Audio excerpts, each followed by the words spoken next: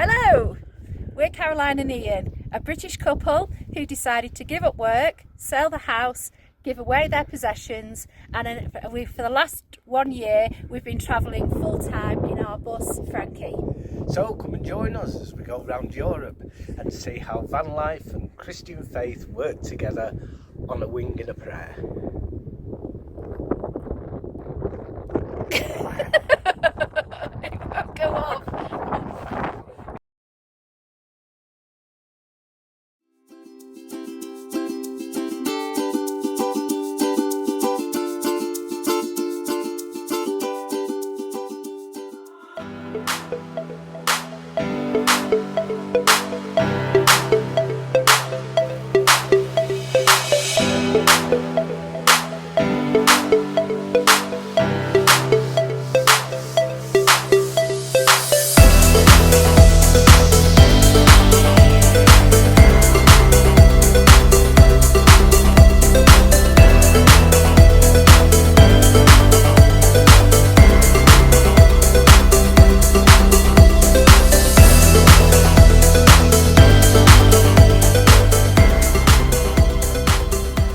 Sunday afternoon and we've come to our next park up, which is just at the top of here. It's a car park and it's free on a Sunday.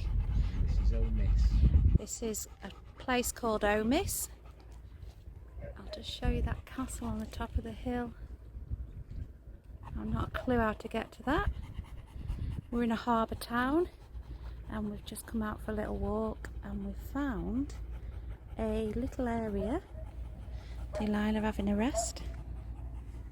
A little area down there where we're going to go for a swim.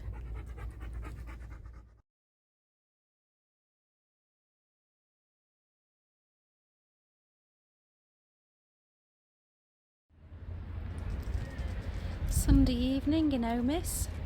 The light's just starting to fade. And the street lights are coming on.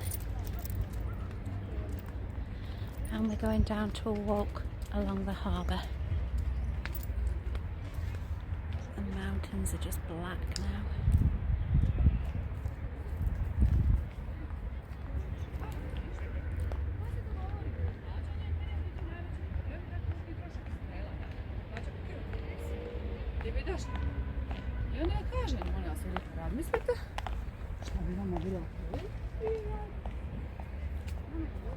And there's the bus on the car park.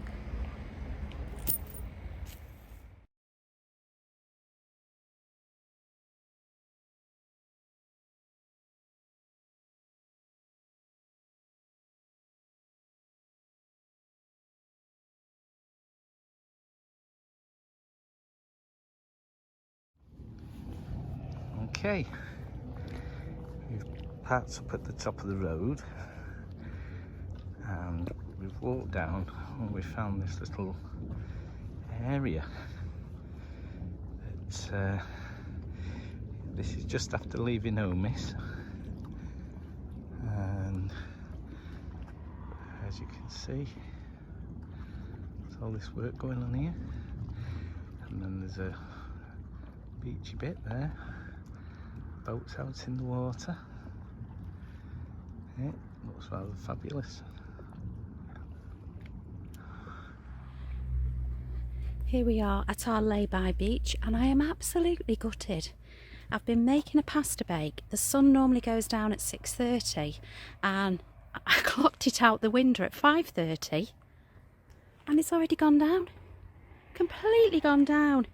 And I've made a pasta bake to bring to the beach, have our tea down here and then have a nice evening. Yeah. So what that was all about, and now we're early, I've no idea.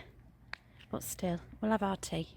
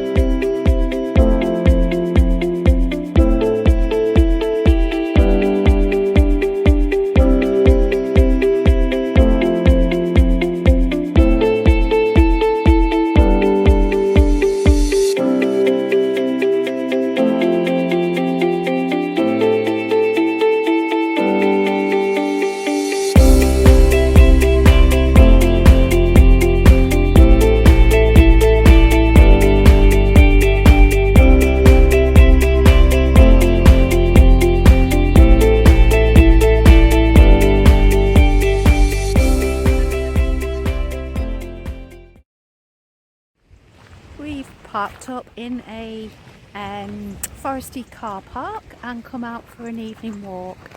And this is what we're looking at on one side. Very, very impressive mountains. And then, as you can probably hear, on the other side, we've got a spectacular beach. Spectacular. So if all goes well, we might stay here 2 nights actually. I think this must be an area that they get a lot of British people. So the menu at the beach bar is bacon burger, chicken nuggets, toasted sandwiches, cold beer and cocktails.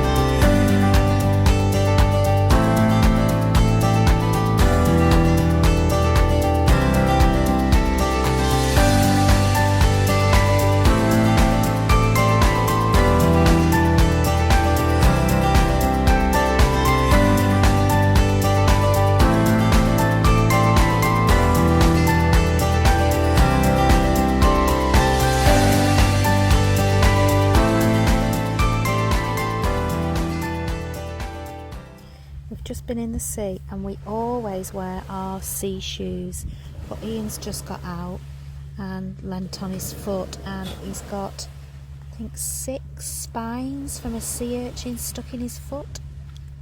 Is it sore? Only when I lean on it. Oh, so it's not hurting apart from the pressure of his shoes or when he leans on it. This is our last look at Croatia. In a few minutes we'll be entering Montenegro and crossing over the border. So thank you, Croatia. You have been so very, very kind to us. And we can come back and explore every one of those islands. We are at the Montenegro passport control area and just waiting to see what will happen. I think at this one you have to show your vehicle registration documents as well, so we'll see. But the other side of it looks absolutely lovely. Show you. Beautiful hills. Yeah. More hills.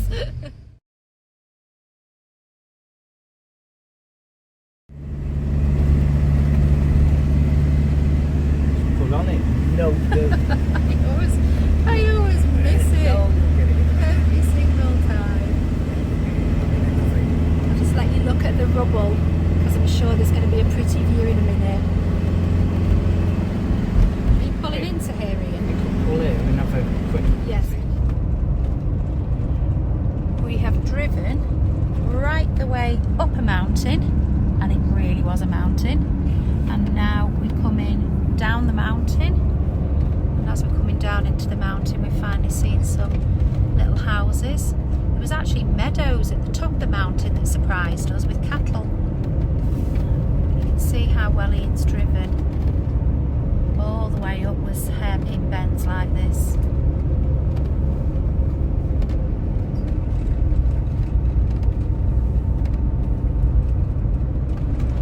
Autumn colours are looking divine.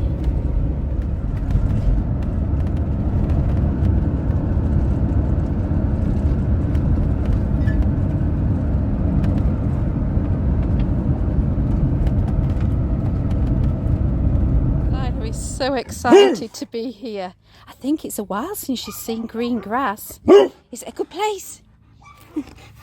So coming in through the front door, the stairs, and then you have a massive cupboard. It's got all the pots and pans in it and all the cleaning stuff. Shush, Delilah, please. Into the bathroom. So no bath here, but they do have a shower. And round the corner is also a washing machine.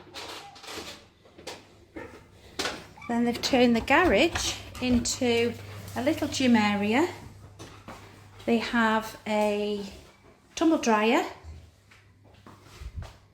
a jacuzzi, the door opens onto the garden, another shower and a sauna, which we're very much looking forward to using.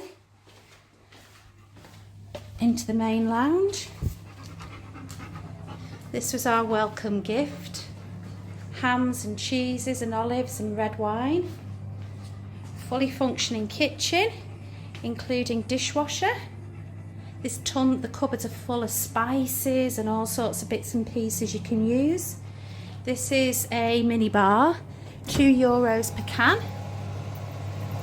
Plenty of space to put your own stuff in as well. Full fridge and freezer. There is an arcade game. And then massive sofa for us to all snuggle up on.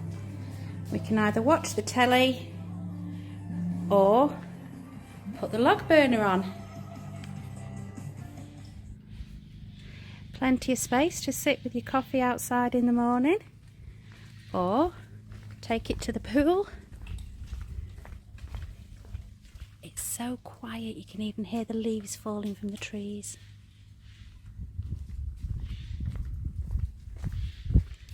Over to the pool, which we'll take the netting off shortly. Loads of lounging areas. Outdoor shower.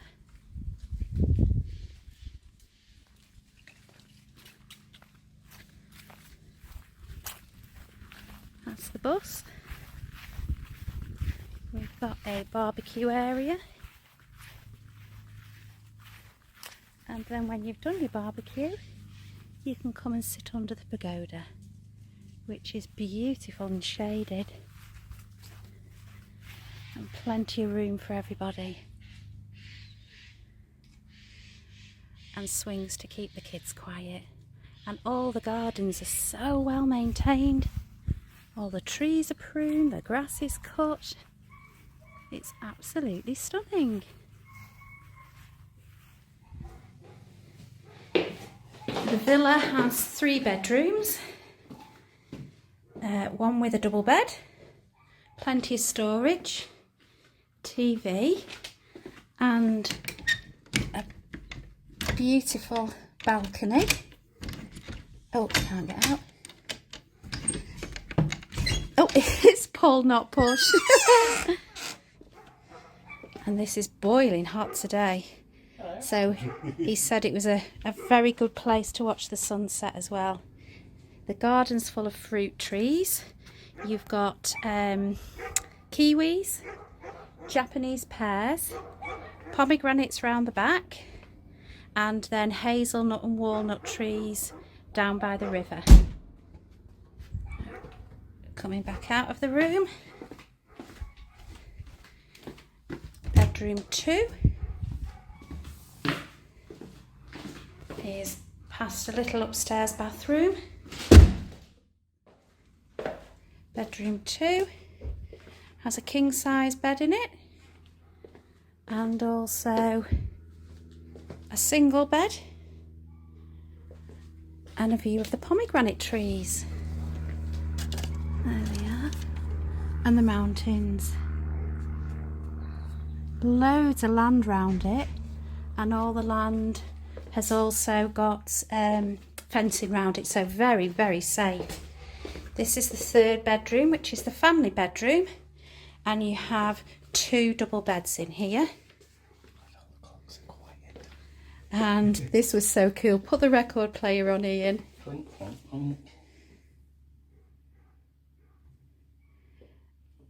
If you fancy a boogie in the night, it even has a little record player.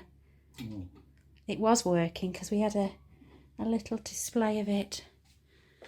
And then London bus. This also has a balcony.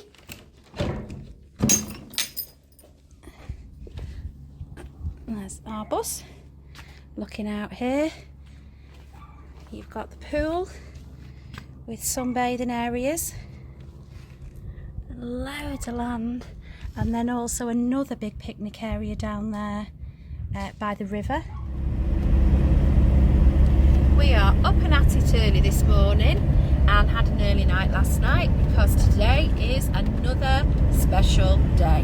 What's happening today, Mr. A? We're picking up Bambinos.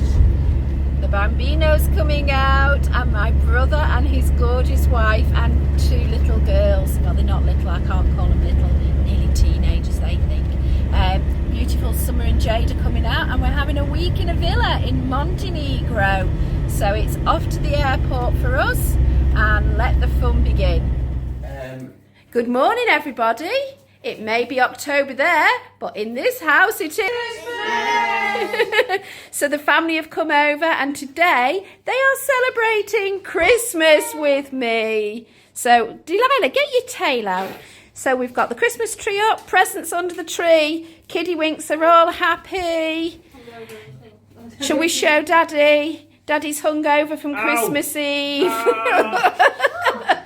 We had a bit of a party last night as well. So all together, we wish you a Merry Christmas. We wish you a Merry Christmas. We wish you a Merry Christmas and a Happy New Year. Can I go to the toilet in your van? This is my son and my brother climbing up a diving board. We're hoping they definitely don't jump in. It's warm, but it's not that warm. Look! This is in the middle of a village town, and it's a plunge pool that's been made. And while you're swimming, you can look at the herd of goats, if need be. That's very high. We've come out for a Christmas morning walk. I'm not going in.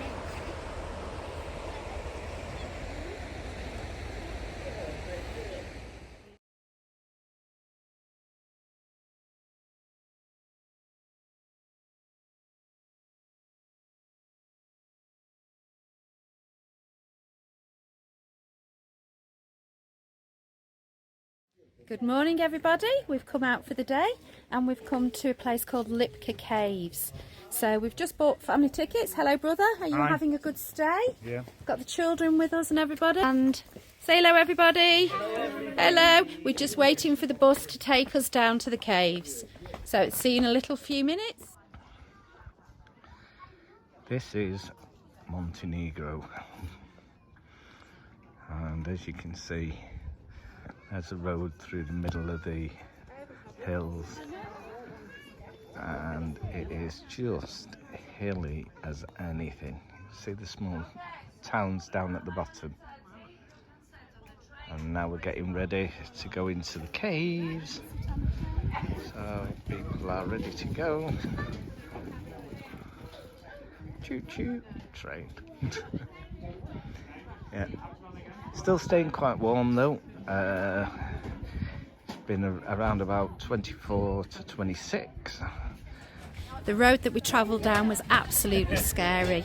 We've basically come from over there right the way down a hill, and now we're going to go on a little bus, and the little bus is going to take us down to the caves. Here's the family on the train.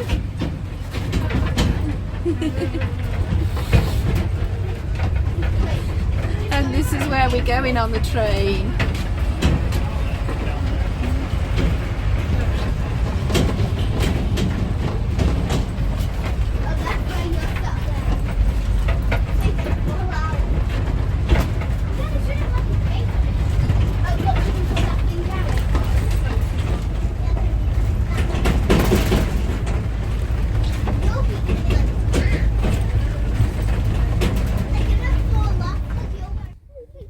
By the way, you don't need sunglasses inside.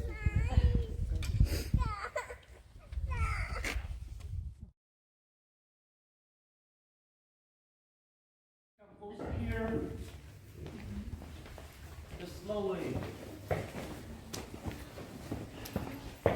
Look, this cave is safe as it gets, but still, can be a bit slippery. Watch your step. And watch your heads.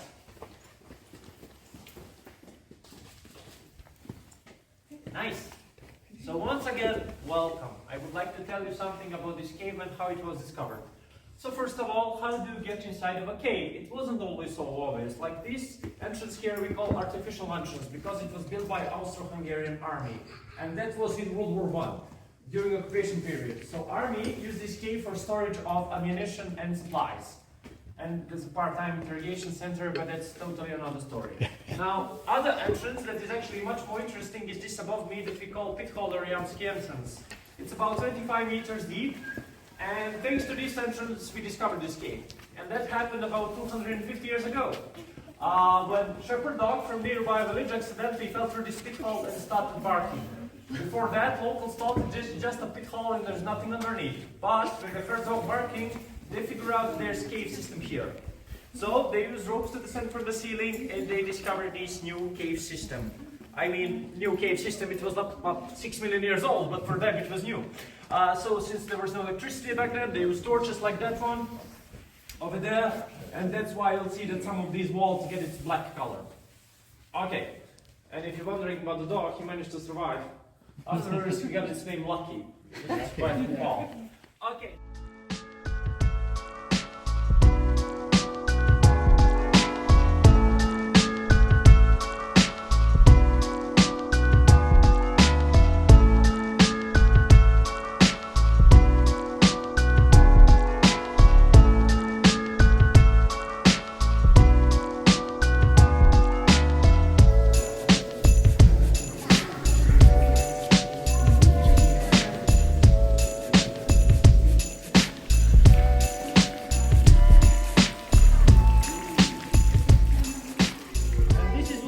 Major cave formations that we see. And all these shapes, these are carved by water, so these are all natural.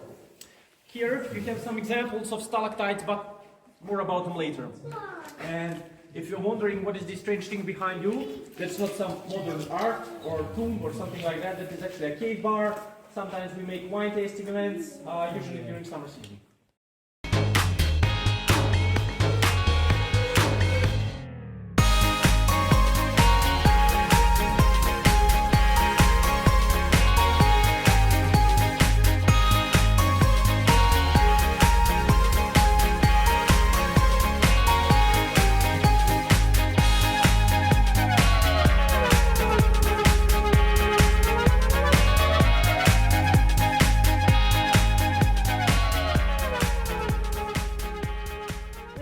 Such a good time, the boys have decided to join in. Here's Adam with his face mask, and Chris is serenading us while we pamper.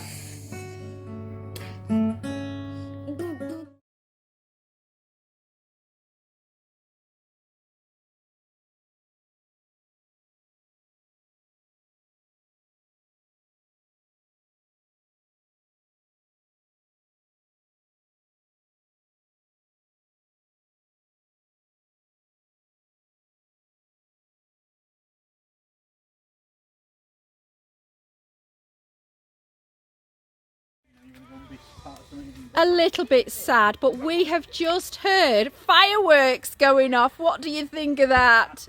So I was so slow getting my phone, you can't see them. One of the areas that we've been enjoying in the villa is this part by the river. We had a lovely dinner there, and then today the weather's been particularly good. We're at the end of October, it's 27 degrees, and we are having a day on the water. So the boys have got the paddleboard out, just trying to watch where I'm walking, and they're having a little go at paddleboarding. So Adam's done it a couple of times, Chris hasn't, so he's looking forward to his maiden voyage on the paddleboard.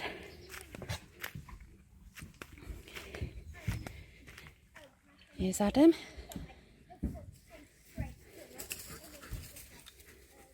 Delilah's all frolicky and frisky in the woods.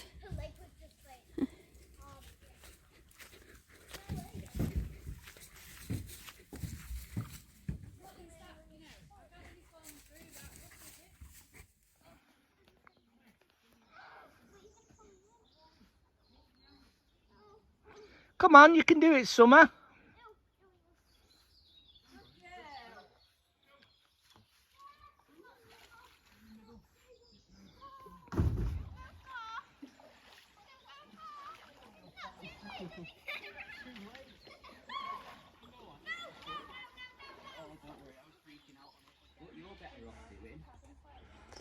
It's probably the weirdest way I've ever seen somebody do a paddleboard, but there's Chris, side on. You know he's going to go over, don't you? You can tell. He's going to go. He's going to go. You can't stand that way and not do it properly. Feet forward. That's it, like that.